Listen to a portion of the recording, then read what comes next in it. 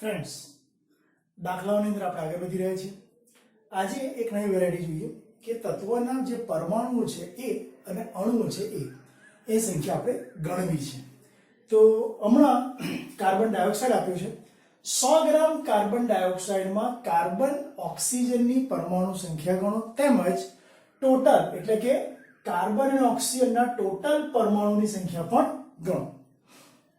મિત્રો, અણુ અને પરમાણુની સંખ્યા ગણવી હોય તો તમારે પહેલા પદાર્થના મોલ લઈ આવવા પડે. હું અહીંયા કાર્બન ડાયોક્સાઇડના મોલની પહેલા ચર્ચા કરીશ. લખીશ કાર્બન ડાયોક્સાઇડના મોલ ઇઝ ઇક્વલ ટુ વજન ભાગ્યા અણુ હોય તો અણુભર અને પરમાણુ હોય તો પરમાણુભર. આ કાર્બન ડાયોક્સાઇડનો અણુ કહેવાય એટલે આપણે અહીં લખીશું અણુભર. ચલો, વજન કેટલું આપ્યું છે આપણને કાર્બન ડાયોક્સાઇડનું? 100 ગ્રામ. અણુભર, ચલો, કાર્બનનો કેટલો હોય? 12 અને આ 16 દુ 32. 32 ને 12 44. તો 100 ભાગ્યા 44 કરીએ અને બાય યુઝિંગ કેલ્સી આન્સર લાવવા પ્રયત્ન કરીએ.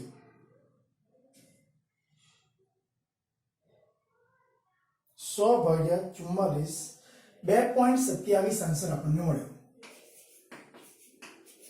મિત્રો, આ શું લઈ આવ્યા? મોલ. આપણે મોલને બતાવીએ છીએ સ્મોલ m વડે. અને શું કહી દીધું? Small m. હવે કાર્બનની સંખ્યા ગણવી છે એટલે મોલ તો મળી ગયા. મોલ એટલે સ્મોલ n, અને જો સ્મોલ n ને કેપિટલ N જોડે ગુણી નાખીએ તો આપણને અણુઓ મળે. કાર્બન ડાયોક્સાઇડના અણુઓ પહેલા લઈ લઈએ. કાર્બન ડાયોક્સાઇડના અણુઓ ઇઝ ઇક્વલ ટુ n ગુણ્યા n, જ્યાં n નો મતલબ મોલ અને n નો મતલબ એવોગાડ્રો નંબર.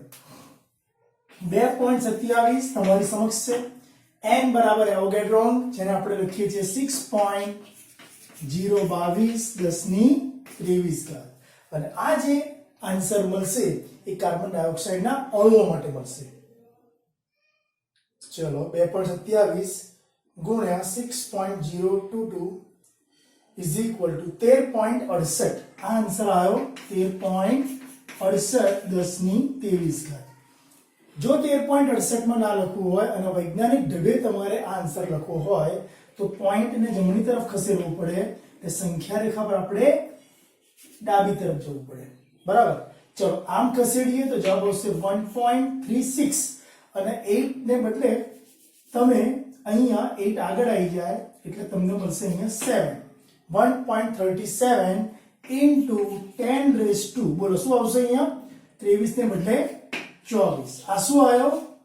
CO2 ના અણુઓનો આન્સર આવ્યો. CO2 ના અણુઓ જે મળ્યા એને આપણે ચોરસ બોક્સ બનાવી દઈએ. બરાબર? ચલો, અણુઓ તમને મળી ગયા. અણુઓ મળી ગયા બાદ આપણે જઈશું પરમાણુઓ ઉપર. હું બાજુમાં ગણતરી કરીશ પરમાણુઓની. ચલો, મને કહેશો કાર્બન ડાયોક્સાઇડના અણુમાં કાર્બન પરમાણુ કેટલા છે? 1.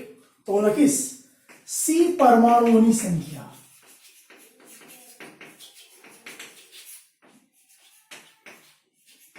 ઇઝ ઇક્વલ ટુ, બોલો, કાર્બન કેટલા છે અંદર? 1. 1 ગુણ્યા તમે જે અણુઓ લઈ આવ્યા એ આન્સર મૂકી દેવાનો. આપણે ચોરસ બોક્સમાં લખ્યું હતું ને અણુઓની સંખ્યા, એ આન્સર મૂકી દેવાનો. એટલે જવાબ આવશે 1 ગુણ્યા 1.37 10 raised to 24. આન્સર આવ્યો 1.37. આટલા કાર્બન પરમાણુ આપણને મળી ગયા. ત્યારબાદ ઓક્સિજનના પરમાણુ આપણે શું જોવા છે? ઓક્સિજન પરમાણુઓની સંખ્યા ઇઝ ઇક્વલ ટુ, બોલો કેટલા આવશે? 2 ગુણ્યા ચોરસ box, that is your 2 into 1.37 into 10 raised to 24. એટલે આન્સર આપણને કેટલો મળશે જોઈ લઈએ.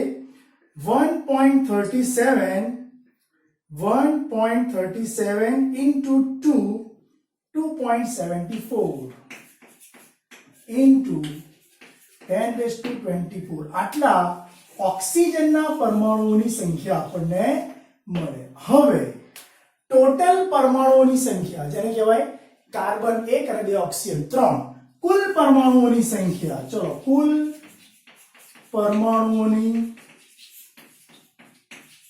સંખ્યા બોલો કેટલી છે 3 ગુણ્યા અણુઓની સંખ્યા is equal two 3 into 1.37 into 10⁻²4 બરાબર તો આપણે આન્સર લઈ આવીએ 1.37 into 3 is equal two 4.11 into 10⁻²4 આ મળશે કુલ પરમાણુઓની સંખ્યા. તો મિત્રો અહીંયા આપણે એક વસ્તુ જોઈ પહેલું આપણે શું કર્યું કાર્બન ડાયોક્સાઇડ ના મોલ લઈ આયા એ મોલને આપણે સ્મોલ n નામ આપી દીધું ત્યારબાદ અણુઓની સંખ્યા લાવવા માટે small n into capital N લીધો એનો મતલબ મોલ ઇન્ટુ એવોગાડ્રો નંબર લીધો એવોગાડ્રો નંબર તમે જાણો છો 6.022 10⁻23 તો તમને એક મુખ્ય જવાબ મળી ગયો કયો અણુઓ માટેનો અણુઓ મળી ગયા બાદ પરમાણુઓ લાવવા હોય તો શું કરવાનું અહીંયા જોવાનું કાર્બન ડાયોક્સાઇડમાં કાર્બન પરમાણુ કેટલો છે 1 તો 1 ગુણ્યા અણુઓની સંખ્યા ઓક્સિજનની સંખ્યા કેટલી દેખાય છે 2 તો 2 ગુણ્યા અણુઓની સંખ્યા ટોટલ સંખ્યા કેટલી 3 તો કુલ પરમાણુ સંખ્યા લાવી હોય તો 3 ઇન્ટુ અણુઓની સંખ્યા આ મુજબ જવાબ મળશે. ઓકે આવા બીજા દાખલા આપણે કરી રહ્યા છીએ.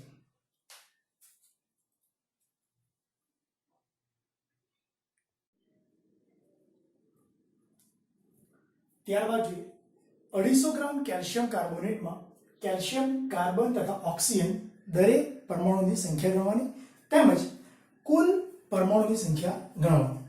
હવે આ એ જ પ્રકારનો દાખલો ગણાય કે જેમાં પહેલા લાવવા પડે અણુ અને તેના પછી પરમાણુ. સૌપ્રથમ મિત્રો આપણે શું કરીશું અહીંયા મોલ લઈ આવીશું. કેલ્શિયમ કાર્બોનેટના મોલ આપણને મળી જાય વજન ભાગ્યા અણુભાર પરથી. કેલ્શિયમ કાર્બોનેટનું વજન ભાગ્યા એનો અણુભાર. વજન કેટલું છે 250 ગ્રામ. અણુભાર કેટલો થાય ચલો કરીએ.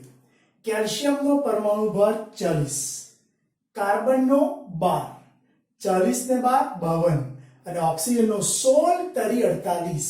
તો મિત્રો 40 વત્તા 12 52 વત્તા 16 તરી 48 જવાબ આવશે 100. 100 એનો અણુભાર થયો બરાબર. વજન ભાગ્યા અણુભાર જવાબ આવ્યો 2.5 મોલ. મિત્રો 2.5 મોલ ને આપણે શું કહી દઈશું n મોલ બરાબર સ્મોલ n. આ ચેપ્ટરની ખાસિયત મોલ ને આપણે સ્મોલ n તરીકે ઓળખીએ છીએ. હવે આપણે કેલ્શિયમ કાર્બોનેટના અણુઓ લેવા જઈ રહ્યા છીએ. કેલ્શિયમ કાર્બોનેટના અણુઓ is equal two n into n, જ્યાં સ્મોલ n બરાબર મોલ અને n બરાબર એવોગાડ્રો નંબર કે તમે જાણો છો 6.022 10⁻23. મિત્રો 2.5 ગુણ્યા 6 એટલે 15 ની આસપાસ થાય અને પાછલો જો ગુણાકાર કરીએ બરાબર તો આપણને મળે 15.055 ગુણ્યા 10⁻23. હવે આને મારે વૈજ્ઞાનિક એકમ પદ્ધતિમાં ખસેડવું હોય તો પોઈન્ટ ને એક એકમ ખસેડીએ 1.5055 તો 23 ને એક એકમ ખસેડવું પડે 10⁻24. મિત્રો આ બની ગયો આપણો કાર્બન કેલ્શિયમ કાર્બોનેટના અણુઓ કે જે n ગુણ્યા n છે. આપણે એને ચોરસ બોક્સમાં દર્શાવી દઈએ છીએ. ઓકે અણુઓ મળી ગયા બાદ પરમાણુઓ મળશે. ચલો કેલ્શિયમના પરમાણુઓની સંખ્યા હું સાઈડ પર રજૂ કરું છું. કેલ્શિયમના પરમાણુઓની સંખ્યા ઇઝ ઇક્વલ ટુ કેલ્શિયમ કેટલો છે સૂત્રમાં કેલ્શિયમ 1 છે એટલે 1 ગુણ્યા તમે જે અણુઓ લઈ આવ્યા હતા એ અણુઓ તમારા કેટલા હતા 1.5055 into 10⁻³ આટલો જવાબ આવશે બરાબર. ચલો કાર્બનના પરમાણુઓની સંખ્યા કાર્બન પરમાણુઓની સંખ્યા ઇઝ ઇક્વલ ટુ, ચલો સૂત્રમાં કાર્બન કેટલા છે? 1 છે, એટલે અહીંયા પણ 1 ગુણ્યા અણુઓની સંખ્યા, આપણે અણુઓને ચોરસ બોક્સમાં દર વખતે મૂકી દઈએ છીએ, 1.5055 1024. ઓકે, એટલે એનો જવાબ આપણને પ્રાપ્ત થશે. ઓક્સિજન પરમાણુની સંખ્યા ગણીએ આપણે. ઓક્સિજન પરમાણુની સંખ્યા, ચલો સૂત્રમાં ઓક્સિજન કેટલા છે? 3. 3 ગુણ્યા અણુઓની સંખ્યા ઇઝ ઇક્વલ ટુ 3 ગુણ્યા 1.5055 1023 કે 24. આપણે અહીંયા 24 મૂકી છે, એટલે અહીંયા આપણે 24 રજૂ કરવી પડશે, બરાબર? ઓકે, ચલો 1.50 50 55 1024 બાય યુઝિંગ કેલ્સી 4.50 ની આસપાસ આવે, પરંતુ આપણે એક વખત જોઈ લઈએ. 1.5055 ગુણ્યા 3 એક્ઝેક્ટલી 4.51 1024. આટલા પરમાણુ કોના? ઓક્સિજનના. પેલા હતા કાર્બનના અને પેલા હતા કેલ્શિયમના. કુલ પરમાણુની સંખ્યા, ટોટલ પરમાણુ કેટલા દેખાય છે? 1 2 અને પેલા 3 5. કુલ પરમાણુઓની સંખ્યા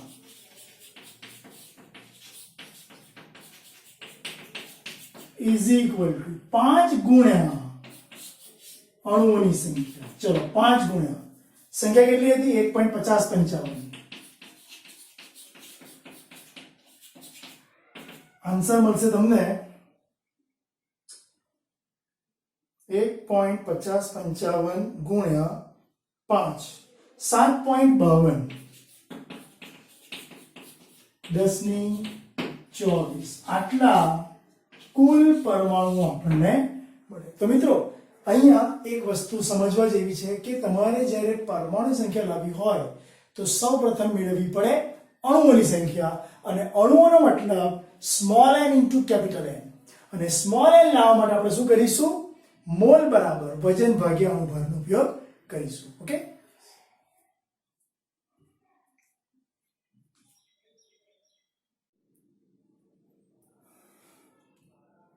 ફ્રેન્ડ્સ, ત્યારબાદ અણુ કોના વધારે હોય, પરમાણુ કોના વધારે હોય, એ ટાઈપના દાખલા ઉપર આપણે આગળ વધી રહ્યા છીએ. સૌથી ઓછા અણુઓ કોણ ધરાવતું હશે? તમને આપ્યા છે 4 વેરાયટીઝ. એક કાર્બન ડાયોક્સાઇડની 22.4 લિટર સાથેની, 0.1 મોલ CO2, 22 ગ્રામ CO2 અને STPA 1100 મિલી CO2.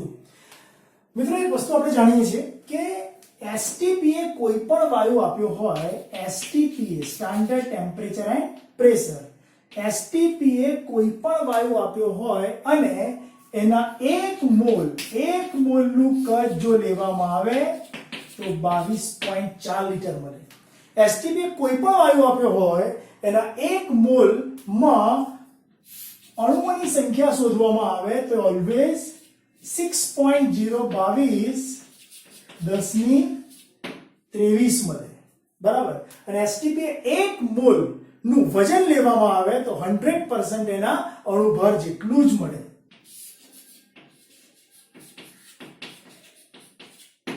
આ જે કોરિલેશન છે એના ઉપરથી આપણે આપણો દાખલો સોલ્વ કરીશું. ચલો, 1 મોલ, કોઈ પણ વાયુના 1 મોલનું કદ કેટલું હોય? 22.4 લિટર. કોઈ પણ વાયુમાં અણુઓની સંખ્યા 1 મોલની કેટલી હોય? 6.022. કોઈ પણ વાયુમાં 1 મોલનું વજન શોધવામાં આવે તો કેટલું મળે? અણુભર જેટલું. તો આના ઉપરથી આપણે આગળ વધીએ. ચલો, પહેલી વાત કરીએ. 22.4 લિટર CO2. 22.4 લિટર CO2 હોય તો જવાબ કેટલો મળે મિત્રો? 1 મોલ જ મળે. તો પહેલો જે છે એના વિશે આપણે રજૂ કરીએ. 22.4 લિટર CO2 બરાબર હંમેશા 1 મોલ CO2 કહેવાય. ઓકે, બધાને આપણે મોલ પર લઈ જઈએ. 0.1 મોલ CO2 એટલે અહીંયા આવશે, સીધું આપેલું જ છે, કશું કરવાનું જ નથી. 0.1 મોલ CO2 તમને આપી દીધો છે. ચલો, ત્રીજી વાત કરીએ. 22 ગ્રામ CO2. હવે મને કહેશો કે કાર્બન ડાયોક્સાઇડનો જે અણુભાર છે કેટલો છે? 44 છે, બરાબર? કેવી રીતે સમજાવું? અહીંયા જુઓ, કાર્બનનું પરમાણુ ભાર 12 થાય અને ઓક્સિજનનો 16, 16 દુ 32, 32 ને 12 44, 44 એ એનો અણુભાર છે. તો હું લખી શકું, જો 44 અણુભાર હોય તો 1 મોલ, જો 44 અણુભાર હોય તો જથ્થો 1 મોલ જેટલો, તો 22 ગ્રામ અણુભાર હોય કે 22 ગ્રામ વજન હોય તો મોલ કેટલા? સમજી ગયા? તો લખીશ 44 ગ્રામ CO2 બરાબર 1 મોલ CO2.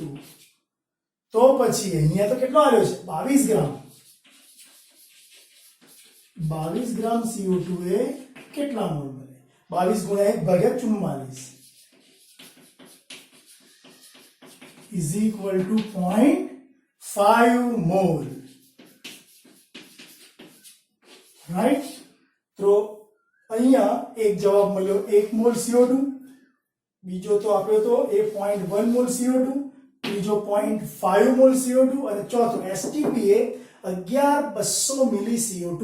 હવે મને કહો આ 22.4 લીટર છે, જો એને ml માં કન્વર્ટ કરવા હોય તો 22400 ml થાય.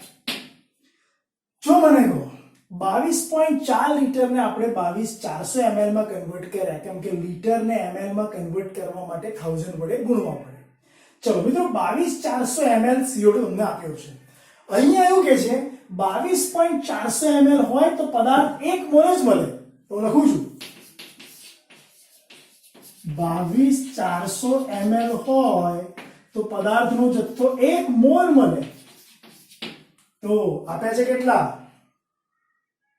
STP 11200 આપ્યા છે. 11200 એ કેટલા? 22400 એ 1 મોલ, તો 11200 ml CO2 આપ્યા હોય તો એ કેટલા મોલ થાય? 11200 ગુણ્યા 1 ભાગ્યા 22400. જવાબ આવ્યો 11 દુ 22, ઓલમોસ્ટ નહીં, ખરેખર 1/2 થશે. એટલે નીચે આવશે 2, 1/2 એટલે 0.5 મોલ CO2.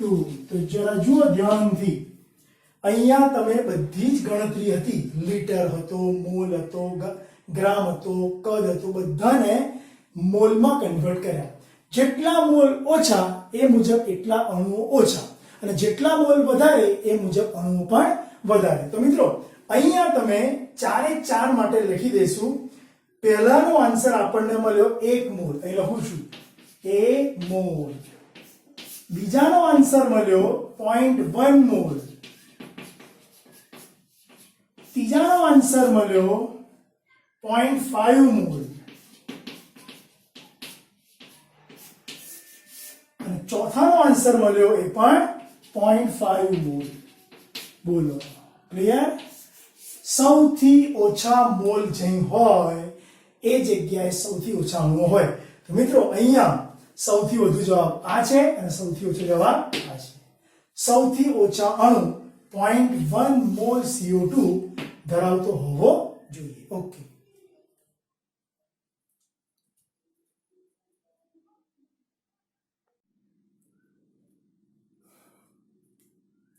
શેમાં મહત્તમ અણુ હાજર છે એવો એક પ્રશ્ન જોઈએ.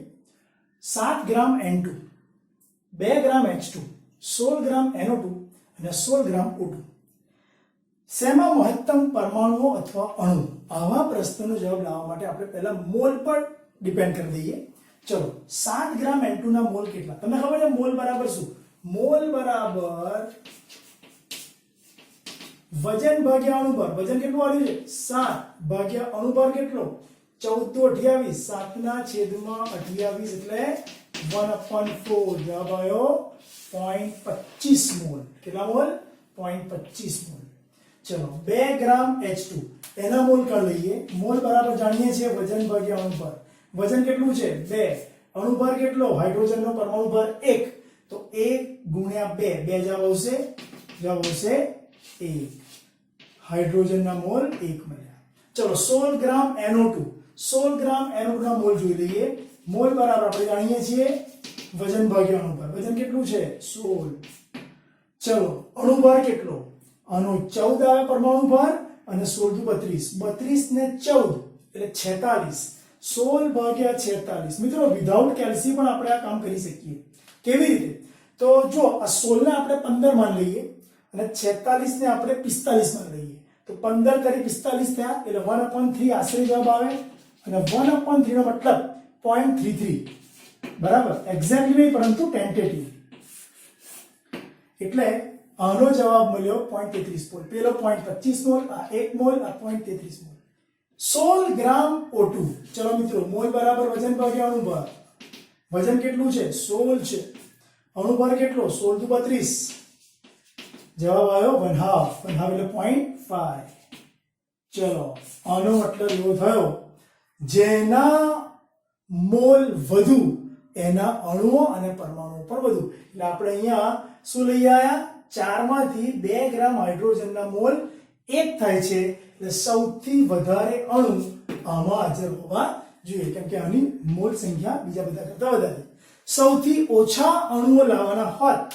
તો આમાં ઓછો જવાબ કયો આવત આ કયો 0.25 7 ગ્રામ N2 ના બરાબર મોલ 0.25 મળ્યા અને 0.25 જવાબ સૌથી ઓછો છે એટલા માટે આના અણુઓ ઓછા હોય ચલો શેમાં સૌથી વધારે પરમાણુ હાજર હશે મિત્રો અહીંયા પરમાણુની દળ તમને આપી દીધા છે કાર્બનનું પરમાણુય દળ 12 Fe નું 56 એલ્યુમિનિયમ 27 ને સિલ્વર 107 દરેકનું વજન પણ આપી દીધું છે તો એક કામ કરીશું અહીંયા પણ આપણે દરેકની મોલ સંખ્યા લઈ આવીશું ટૂંકમાં તમારે પરમાણુઓ અથવા અણુઓ લાવવા હોય તો પહેલા શું લેવાના મોલ લાવી દેવાના ચલો મોલ બરાબર વજન ભાગ્યા અણુભાર વજન કેટલું છે ભાઈ 24 ભાગ્યા પરમાણુય દળ 12 જવાબ આવ્યો 2 મોલ ગ્રામ Fe મોલ બરાબર વજન ભાગ્યા અણુભાર વજન કેટલું આપ્યું છે 56 અને પરમાણુય દળ પણ 56 જવાબ આવ્યો 1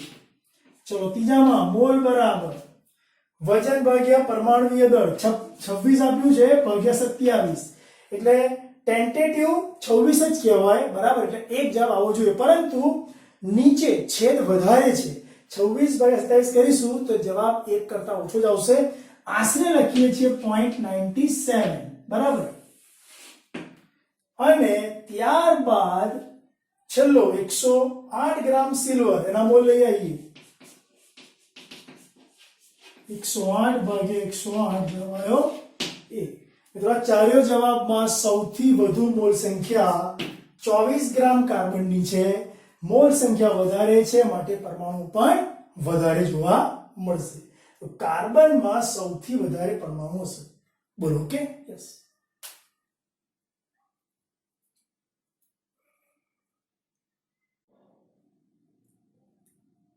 ત્યાર પછીનો પ્રશ્ન કોનું દળ સૌથી વધુ હશે ચાર વસ્તુ આપી છે 0.1 મોલ કાર્બનનું 11-20 ml CO2 નું 0.1 મોલ એમોનિયાનું અને 6.022 અણુનું ચારે ચાર વસ્તુને આપણે દળ પર લઈ જઈએ ચલો મોલને દળ પર લઈ જઈએ આ રહ્યો મોલ આ રહ્યું દળ એવી રીતે કદને દળ પર લઈ જઈએ આ રહ્યું કદ આ રહ્યું દળ એવી રીતે મોલને દળ પર લઈ જઈએ ફરી એકવાર મોલનું દળમાં અને પછી અણુઓનું દળ પર આ અણુ અને આ દળ તો આ ચાર વસ્તુઓનો આપણે સમન્વય કરીએ ચલો કાર્બનની વાત આવી સૌથી વધુ દળ કોનું 1 મોલ કાર્બનનું દળ કેટલું હોય 1 મોલ કાર્બનનું દળ એના અણુભર એટલે કે પરમાણુભર જેટલું તત્વ હોય તો પરમાણુભર અને અણુ હોય તો અણુભર 1 મોલ કાર્બનનું દળ કેટલું હોય 12 ગ્રામ 1 મોલ કાર્બનનું દળ જો 12 ગ્રામ હોય તો 0.1 મોલ કાર્બનનું દળ કેટલું હોય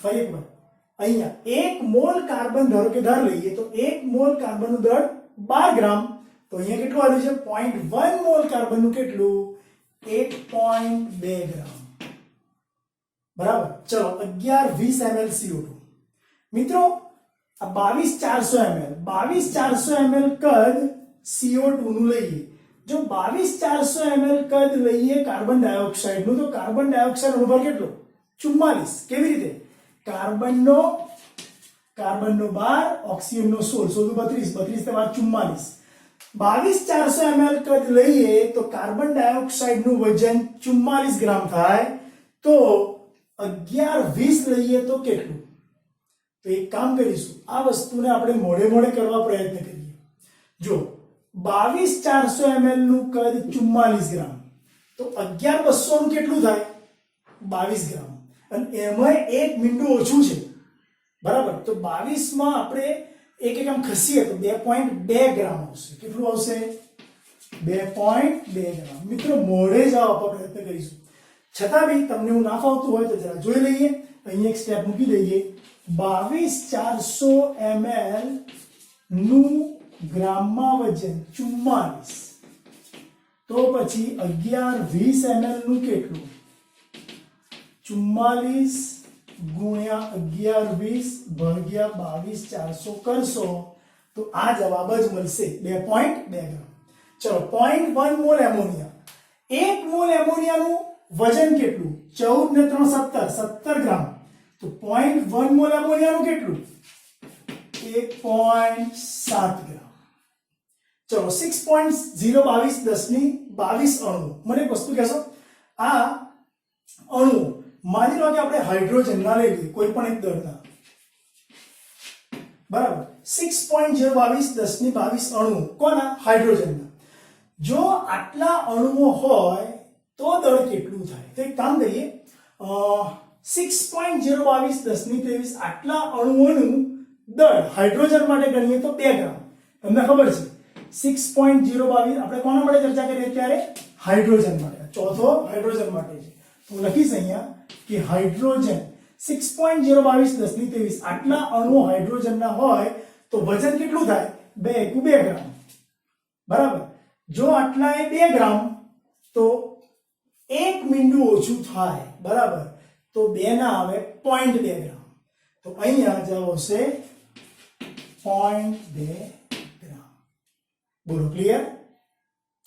તો અહીંયા આપણા ચારે ચાર આન્સરમાં કોનું દળ સૌથી વધુ થશે? અહીંયા આવશે જવાબ 2.2 ગ્રામ, એટલે કે 1120 ml CO2 દળ સૌથી વધુ થશે. ચલો 6 CO2 6 વોટર ભેગા થઈને C6H12O6 બનાવે છે વત્તા CO2. હવે એવું કહે છે કે આ પ્રક્રિયામાં જે ગ્લુકોઝ ઉત્પન્ન થયો એમાં 1.8 ગ્રામ ગ્લુકોઝ મેળવવા માટે કેટલા CO2 જોઈએ? કેટલા CO2 ના અણુઓની જરૂર પડે? ચલો મને કહો. આ કોણ છે? C6H12O6. ઇક્વેશન ફરી એકવાર લખી નાખીએ. 6CO2 વત્તા 6 water is equal two C6H12O6 plus 6O2. હવે મને કહો, આ ગ્લુકોઝ છે, ગ્લુકોઝનું આણ્વીય દળ 180 ગ્રામ હોય. જો ગ્લુકોઝનું આણ્વીય દળ 180 ગ્રામ લઈએ એટલે કે મળે એ વખતે CO2 કેટલા વપરાય? 6 મોલ વપરાય. આ શું છે? મોલ સંખ્યા છે. 6 મોલ મળે. 180 ગ્રામ ગ્લુકોઝ મેળવવા માટે 6 મોલ CO2 જરૂરી. તો પછી 1.8 ગ્રામ ગ્લુકોઝ માટે કેટલા? 1.8 ગ્રામ ગ્લુકોઝ માટે આ કેટલા હોય? બરાબર. સ્ટેપ મૂકીશું. 180 ગ્રામ ગ્લુકોઝ મેળવવા માટે 6 મોલ, તો 1.8 ગ્રામ ગ્લુકોઝ મેળવવા માટે કેટલા મોલ CO2 જરૂરી? તો જવાબ આવશે 0.06 મોલ. 1.8 ગુણ્યા 6/180, બરાબર. એટલે તમને મળશે અહીંયા 180 માંથી 2 પોઈન્ટ ખસીને 1.8 બનાયા, તો 6 માં 2 પોઈન્ટ ખસેડીને 0.06 બનાવીશું. 0.06 મોલ જવાબ આવશે. અને તમને ખબર છે મોલ બરાબર 6.022 10 ની 23, એટલે અહીંયા આવશે 0.06 અને આ આવશે Avogadro number, that is Na. તો આન્સર આવશે 0.06 એવોગાડ્રો. આટલા ગ્રામ, આટલા મોલ CO2 ની જરૂર પડશે. ઓકે.